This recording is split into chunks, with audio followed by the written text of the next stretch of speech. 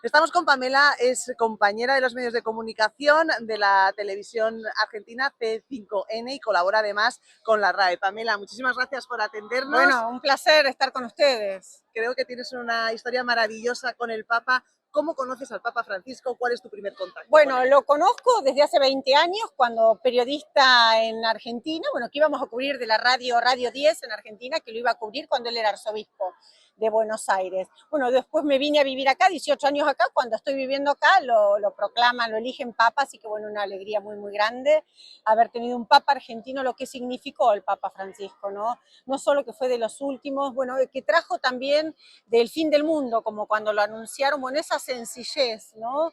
Esa humildad que lo transmitió, bueno, y el nombre que eligió, Francisco también. Bueno, después tengo, como hablábamos antes, ¿no? Muchas anécdotas. Me bendijo esta bandera en un viaje papal, Nos que lo cuentas todo, acompañé, esta ¿cómo pasó? bandera, bueno, cuando me vino a saludar en el vuelo papal que íbamos a la Jornada Mundial de la Juventud en Portugal, cuando me vino a saludar, bueno, yo tenía la bandera y bueno, me dio un mensaje para la Argentina, bueno, y me bendijo la bandera, por lo tanto la llevo siempre conmigo.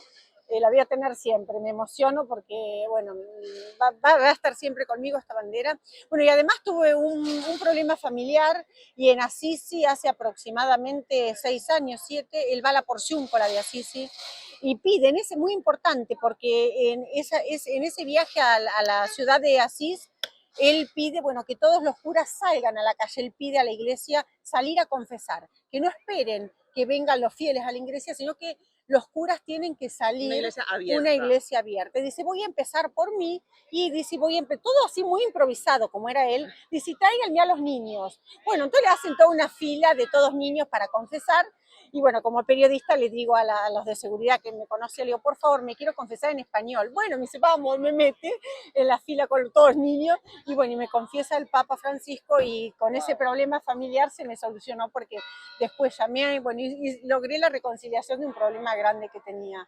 Por lo tanto, más Maravilloso. allá de todas las, bueno, de haberlo cubrido, de haber estado siempre, haber contado, ¿no? Pues nosotras contamos los años, los 12 años de pontificado del Papa Francisco, bueno, haber tenido, me tocó el corazón por dentro, ¿no? Además, has viajado con el Santo Padre en numerosos viajes por todo el mundo, incluso en su avión. ¿Alguna anécdota, aparte de esta que nos acabas de contar, que por supuesto me imagino que es la más importante, pero otra anécdota que nos demuestre ese Papa cercano, humilde, ese que nos estabas describiendo, de un Papa que quería abrir la Bueno, a iglesia a todo el mí a mundo? lo que me llama mucho la atención, que realmente me movió todas las fibras, como también con los sin techos de acá del Vaticano, ¿no? Como los que no tienen dónde vivir, él acá le abrió varios edificios y se los hizo un hospedaje para ellos, y cómo, bueno, les construyó baños acá enfrente, del columnado, le ha construido baños para que puedan tener dignidad. Y cómo el Papa Francisco, los cumpleaños de él, los pasaba y los festejaba con ellos, ¿no?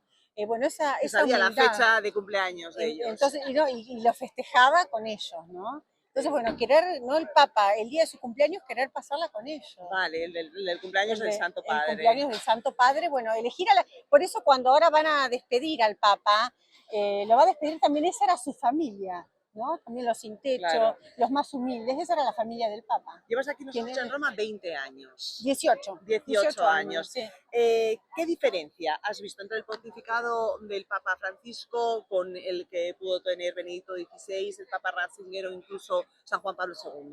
Bueno, porque fue un papa que le hablaba a la gente como uno de nosotros, ¿no? Le hablaba a la gente como uno más. Y eso también fue que llegó tanto a la juventud, ¿no?